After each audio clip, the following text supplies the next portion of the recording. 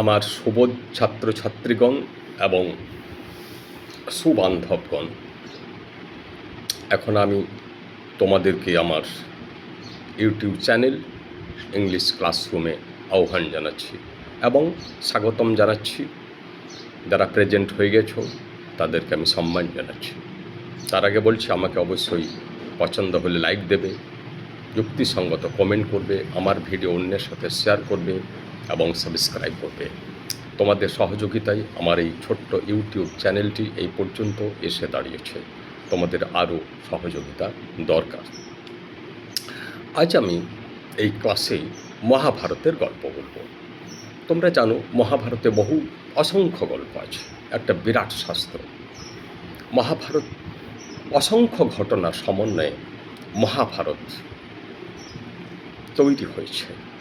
এর রচয়িতা ছিলেন মহাকবি ব্যাসদেব, কেউ বলে বেদব্যাস। তিনি বেদকে ব্যাস করেছেন, তা খণ্ডিত করেছিলেন, তার জন্য তার নাম হচ্ছে ব্যাদব্যাস। এবার কথাটাকে ধ্বনি বিপর্যয় করা হয়েছে ব্যাসদেব। যেমন আমরা এরকম ধ্বনি বিপর্যয় বহু দেখতে পাই। বাতাসকে অনেকে বলতো বাতাস, আগেকার দিনে বাতাসকে বলতো বাসাত, ট্যাক্সিকে বলতো টেস্কি। দেখো, দুটো বর্ণ কেমন উল্টো পাল্টা হয়েছে। বাতাসা আগেকার লোকে বলতো বাসাতা, এখনও বলে। এটাকে ব্যাকরণে ধ্বনি বিপর্যয় বা বর্ণ বিপর্যয় বলা হয়। অর্থাৎ একটা বর্ণ আরেকটা বর্ণের স্থান দখল করছে। এই কারণে বেদব্যাস থেকে ব্যাসদেব, দুটোই কিন্তু ঠিক। কারণ মানুষের উচ্চারণে যে উচ্চারণের পার্থক্যের জন্য মানুষের শব্দের যে পরিবর্তন হয়, সেটাও কিন্তু ব্যাকরণে গ্রহণযোগ্য। তো আজ আমি তোমাদেরকে ভীষ্মদেবের গল্প বলব। ভীষ্মদেব বলা হয়, কিন্তু আসলে ওটা হচ্ছে ভীষ্মদেব, মূর্ধন্য সময়ে আছে। এটাও ব্যাকরণের ব্যাপার। এটা নিয়ে আলোচনা করতে গেলে দীর্ঘায়িত হয়ে যাবে, তো ওটা নিয়ে বলছি না। ভীষ্মদেবকে, ওনার নাম ছিল দেবব্রত। ভীষ্মদেবের দেবব্রতের পিতার নাম হচ্ছে শান্তনু। তো শান্তনু তো স্ত্রী ছিলেন গঙ্গা দেবী। সেই গঙ্গার ঔরসে ভীষ্মদেবের জন্ম হয়েছিল। রাজত্ব ঠিকই চলছিল, কিন্তু ইত্যবসরে একদিন শান্তনু গঙ্গা নদীর চরে বেড়াতে গিয়েছিলেন। বেড়াতে গিয়ে উনি ওখানে একজন সুন্দরী মহিলাকে দেখলেন, ধীবর মহিলা, যার নাম সত্যবতী। তো সত্যবতী নৌকা করে মাছ ধরে বেড়াচ্ছিলেন, মৎস্য শিকার করছিলেন। রাজা আকৃষ্ট হলেন তার সৌন্দর্য দেখে। সত্যবতীও আকৃষ্ট হলেন, যেহেতু রাজা এবং সুপুরুষ, সুন্দর পুরুষ। রাজি হয়ে গেল দুপক্ষই। পিতার কাছে খবর গেল সত্যবতীর। পিতার দাবি হল যে শান্তনুর তো আগেই বিবাহ হয়ে গেছে, তার সন্তানও আছে দেবব্রত। তাহলে দেবব্রত তো সন্তান ওর অলরেডি আছে, তাহলে এইবার সত্যবতীর যে পুত্র হবে সে কি কোনো অধিকার পাবে? অর্থাৎ তখনকার দিনে জ্যেষ্ঠ পুত্রই রাজা হতো, তাহলে শান্তনুর পর রাজা কে হবে? দেবব্রত হবে। তাহলে সত্যবতীর শান্তনুকে বিবাহ করে কোনো লাভ হবে না, কারণ তাহলে ওই দেবব্রতই রাজা হয়ে যাবে, সত্যবতীর সন্তানরা সেই সুযোগ পাবে না। তার জন্যে শর্ত দিয়ে দিল যে শান্তনু রাজাকে, যে আপনি সত্যবতীকে বিবাহ করতে পারবেন যদি সত্যবতী সন্তানকে রাজা করেন, দেবব্রতকে নয়। শান্তনু তো প্রচণ্ড ভেঙে পড়লেন মানসিকভাবে, বাড়ি ফিরে এলেন। বাড়ি ফিরে এসে তিনি খুব ডিপ্রেসড, মন খারাপ। কিন্তু দেবব্রত খুব জ্ঞানী পুত্র, জ্ঞানী সন্তান। তিনি বুঝতে পারলেন আমার পিতৃদেব খুব মানসিক চাপে আছেন। তিনি কারণ জিজ্ঞাসা করলেন, এটা তো বলা যায় না, পুত্রের কাছে সব কথা বলা যায় না, কিন্তু তবুও দেবব্রত চেপে ধরলেন এবং তখন শান্তনু ব্যাপারটা বললেন। তখন দেবব্রত বললেন যে ঠিক আছে, আমি কোনো সিংহাসনের দাবি করব না, আপনার ওই যে সত্যবতী, ওনার যে সন্তান হবে সেই রাজা হবে। হয়ে গেল। এইবার দ্বিতীয় ঘটনা ঘটল, সেটা হচ্ছে সত্যবতীর পিতা বললেন যে ঠিক আছে, সে তো হবে, কিন্তু ভীষ্মদেবের সন্তান, ভীষ্মদেবের মানে দেবব্রতের সন্তান হবে, তাহলে তারপর কি হবে? তারপর তো সে আবার দেবব্রতের সন্তানরাই সম্রাট হবে। কত এক একটা করে দেখুন শর্ত করে দিচ্ছে। তখন ভীষ্মদেব যখন এই কথাটা বললেন, দেবব্রত এই কথাটা বললেন, তখন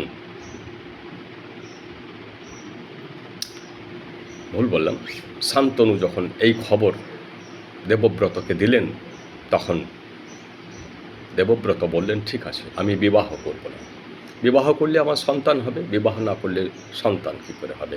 বাস এই তো দুটি কঠিন প্রতিজ্ঞা হয়ে গেল। কি? 1 নম্বর, সিংহাসনের কোনো দাবিদার হব না, 2 নম্বর, আমি বিবাহ করব না।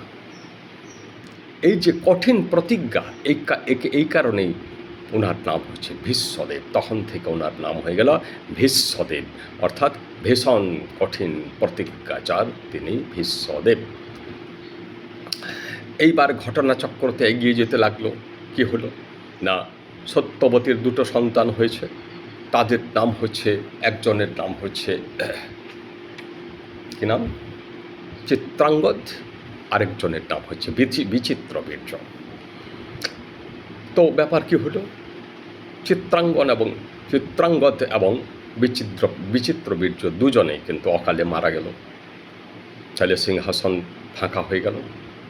এইবার সত্যবতী কী করেন, সে সত্যবতীর সন্তান মানে স্টেপসন হচ্ছে দেবব্রত, ভীষ্ম এখন নাম যার। কী করেন, ভীষ্মদেবকে তখন বললেন যে তুমি সিংহাসনে বসো, কারণ আমার পুত্ররা মারা গেল, খালি সিংহাসন রাখা যায় না। ভীষ্মদেব তো অনড়, প্রতিজ্ঞা থেকে অনড়, প্রতিজ্ঞায় একেবারে অনড় হয়ে আছে, বললেন না, আমি সিংহাসনে বসবো না। সমস্যা হলো। তখন কি হলো, কি করা যায় না, এবারে তো উত্তরাধিকার দরকার, উত্তরাধিকার হবে না, বিয়েও তো করবে না ভীষ্ম, কারণ ভীষণ প্রতিজ্ঞা। তখন আমাদের সত্যবতী, ওনার এক পুত্র ছিল, তার নাম ওই যে মহাভারতের লেখক ব্যাসদেবকে নিয়োগ করলেন ওই 3জন যে মানে মহিষী ছিল, যাদের নাম হচ্ছে মানে ভীষ্মদেব 3জন নারীকে মানে হরণ করে এনেছিলেন এক সভা থেকে। সেই তাদের নাম হচ্ছে কি নাম, একজনের নাম হচ্ছে অম্বিকা, অম্বালিকা। এই 3জনের বিবাহ দেওয়া হয়েছিল ওই কার সাথে, ওই 2জনের সাথে, মানে বিচিত্রবীর্য এবং চিত্রাঙ্গদের সাথে। তো তাদের কোনো তাহলে সন্তান হলো না। এবার সত্যবতী কী করেন, সত্যবতী তখন ব্যাসদেবকে নিয়োগ করলেন যে ওদের সাথে মিলিত হতে হবে, সঙ্গম করতে হবে। তখনকার দিনে এটা নিয়ম ছিল, নিয়োগ প্রথা বলা হতো। অর্থাৎ কোনো মহিলার স্বামী যদি মারা যায়, তাদের যদি সন্তান না থাকে, তাহলে কাউকে নিয়োগ করা যেতে পারে সন্তান উৎপাদনের জন্য। তো সেই সন্তান উৎপাদন করা হয়েছিল কার দ্বারা, ব্যাসদেবের দ্বারা। তো ব্যাসদেবের ওই 3জন সন্তান কে, তারা হচ্ছে যে ধৃতরাষ্ট্র ফার্স্ট, 2 নম্বর হচ্ছে কে, ওই যে অর্জুন ভীমের যে পিতা, আর একজন হচ্ছে বিদুর, পাণ্ডু। অর্জুন ভীমের যে পিতা, তার নাম হচ্ছে মানে আইনগত পিতা, তা হচ্ছে পাণ্ডু। তো 3টে পুত্র হলো কে, ধৃতরাষ্ট্র অন্ধ ছিলেন, অন্ধ হওয়ার কারণ আছে তার পিছনে, সে কাহিনী পরে বলবো। আর পাণ্ডু মানে পাণ্ডু বর্ণ, তার পিছনেও কারণ আছে, সে কাহিনী পরে বলবো। আর বিদুর খুব ধার্মিক ছিলেন। তো এই যে ব্যাপারটা চলছে, তারপর তো তোমরা জানো যে ইতিহাস এগোতে লাগলো, যুদ্ধ হয়েছিল। আর এদিকে ভীষ্মদেব তো চিরকাল চিরকুমার থেকেই থাকলেন এবং তিনি রাজ্য পরিচালনা করতে লাগলেন। ওনার কিন্তু প্রচণ্ড চারিত্রিক বল এবং উনি বড় একজন যোদ্ধা। তো এই যে তিনি বিবাহ করলেন না, সম্রাট হলেন না, এর জন্যে কিন্তু ক্ষতি হয়েছিল, এর জন্য যুদ্ধ হয়েছিল। বলা হচ্ছে যে ভীষ্মদেব যদি তখন রাজা হতেন অথবা বিয়ে করতেন তাহলে কুরুক্ষেত্রে যুদ্ধটাই হতো না। তাই মহাভারতের শেষের দিকে শ্রীকৃষ্ণ ভীষ্মদেবকে বলেছিলেন যে এই যুদ্ধের জন্য দুর্যোধন, দুঃশাসন বা শকুনি বা ধৃতরাষ্ট্র অপেক্ষা আপনারা 3 জন বেশি দায়ী। কে? আপনি ভীষ্মদেব, 2 নম্বর টিচার প্রফেসর দ্রোণাচার্য এবং 3 নম্বর কর্ণ। এই 3 জন লোকের হাতে যথেষ্ট জ্ঞান থাকা সত্ত্বেও এরা কিন্তু মানে সঠিক কাজ করতে পারে নাই। এরা সেই কৌরব পক্ষে দুর্যোধন যে অত্যাচারী, লোভী, তার দিকেই যোগদান করেছিল। তো এই 3 জনের মধ্যে আপনি সবচেয়ে বড় দায়ী ভীষ্মদেব। কেন না? বলছে ভীষণ প্রতিজ্ঞা আপনার এটা করা উচিত হয়নি, অথবা প্রতিজ্ঞা আপনার ভাঙা উচিত ছিল। আপনি যদি প্রতিজ্ঞাটা ভেঙে দিতেন, সেদিন রাজা হতেন, বিবাহ করতেন, তাহলে কুরুক্ষেত্রে যুদ্ধ হতোই না, তাহলে যুদ্ধটা হতোই না, যুদ্ধের সম্ভাবনা বহুলাংশে কমে যেত। কিন্তু আপনি তা করেন নাই। কেন বলা হচ্ছে না? প্রতিজ্ঞা ভালো, কিন্তু কঠিন প্রতিজ্ঞা ভালো নয়। প্রতিজ্ঞা সময়ের পরিবর্তনের সাথে সাথে প্রতিজ্ঞাকেও কিন্তু পরিবর্তন করতে হয়।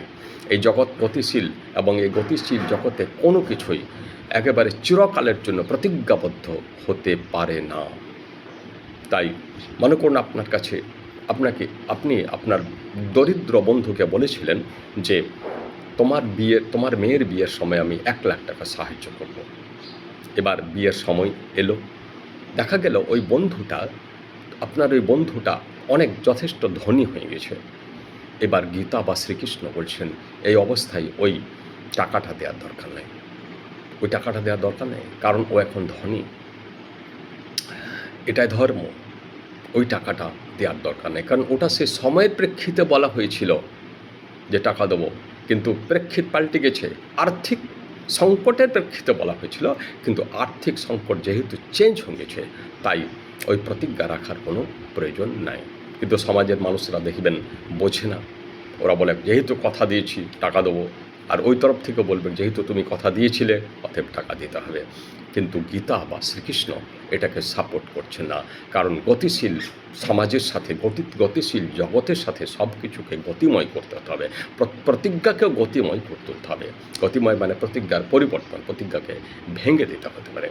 তারপর তো তোমরা সেই ভীষ্মদেবের সরসজ্জা জানো, তিনি দীর্ঘদিন 56 দিন না 59 দিন বলা হয় সরসজ্জায় শায়িত ছিলেন। সেই সরসজ্জায় তিনি অনেক কিছু শিক্ষা দিয়েছিলেন যুধিষ্ঠিরকে। তো এই ভীষ্মদেবও কিন্তু যুদ্ধের জন্য দায়ী, পরোক্ষে দায়ী। তিনি মহান লোক, তার মতো এত বড় বড় যোদ্ধা এবং বুদ্ধিমান লোক খুব কমই দেখা যায়। তথাপি ওই যে একটা জায়গাতে তিনি ফেঁসে আছেন, মানে প্রতিজ্ঞায় ফেঁসে আছেন মানে কি, তিনি বর্তমানে থাকতে পারছেন না। কিন্তু মানুষের জীবনে সবচেয়ে সঠিক পরিচয় বর্তমানে থাকা। প্রতিজ্ঞা আছে মানে প্রতিজ্ঞাটা মাথায় আগে থেকে বাঁধা আছে, অর্থাৎ অতীতে চলে গেলেন। বর্তমানের প্রেক্ষিতে যে এই সময় যে সময়টা পাল্টে গেছে, প্রতিজ্ঞা ভেঙে দাও, এইটা তিনি পারলেন না। এই কারণে শ্রীকৃষ্ণ ভীষ্মদেবকে সমালোচনা করলেন, ভুল ধরলেন। মহাভারত যখন তোমরা পড়বে না, তখন দেখবে বহু চরিত্র আছে। তো বহু চরিত্রের মধ্যে সবাই কিন্তু বহু কথা বলছে, কিন্তু তোমরা সবসময় লক্ষ্য রাখবে কৃষ্ণ কী বলছে। কারণ সবাই যারা বলছে তারা সাধারণ, তারা সমাজ বলছে, তার মানে তুমি আমি এরকম লোকরা বলছে, তারা কোনো বিশিষ্ট লোক নয়। সবারই মধ্যে ভুল আছে। ভুল হয়তো কারো বেশি, দুর্যোধনের ভুল বেশি, দুঃশাসনের ভুল বেশি, শকুনের ভুল বেশি, কিন্তু ভুল কম যে ভীষ্মদেব, দ্রোণাচার্য, কর্ণের যথেষ্ট ভুল আছে। এরা কিন্তু প্রত্যেকে ভালো মানুষ, কিন্তু নির্ভুল নয়। তো এদের মতগুলোকে যখন দেখবে যে শ্রীকৃষ্ণ কীভাবে কেটে দিচ্ছেন, শ্রীকৃষ্ণ যে কেটে দিচ্ছেন ওটাই হচ্ছে ফাইনাল। শ্রীকৃষ্ণ যা বলছেন সেটাই হচ্ছে ফাইনাল, কারণ শ্রীকৃষ্ণ হচ্ছেন একেবারে প্রোটাগনিস্ট বা একেবারে নায়ক চরিত্র। শ্রীকৃষ্ণের কথাই মহাভারতের কথা, অন্য চরিত্রের কথা মহাভারতের কথা নেই। ওগুলো ওগুলো সাইডে রাখতে হয়, তাছাড়া তো গল্প রচনা করা যায় না, কারণ সমাজে দুরকমই থাকে, একদিকে হিরো একদিকে ভিলেন। তো ভিলেনদের চরিত্র তো নেওয়া যাবেই না, ভিলেনদের কথা তো নেওয়া যাবে না, এমনকি যারা মাঝামাঝি পর্যায়ে আছে তাদের কথাও নেওয়া যাবে না। অর্জুন একজন বিরাট বড় হিরো, অর্জুন সর্বশ্রেষ্ঠ স্টুডেন্ট এবং সর্বশ্রেষ্ঠ পুরুষ, কিন্তু তথাপি অর্জুনের ভুল ধরার জন্যই তো গীতা তৈরি হলো। অর্জুন যুদ্ধ করতে চাইছিল না, কিন্তু শ্রীকৃষ্ণ বললেন এই যুদ্ধ করতে হবে, কর্মই ধর্ম। তোমাদেরকে আরেকবার বলছি, আমাকে অবশ্যই লাইক, কমেন্ট, শেয়ার এবং সাবস্ক্রাইব করবে। তোমরা ভালো থাকবে, ধন্যবাদ।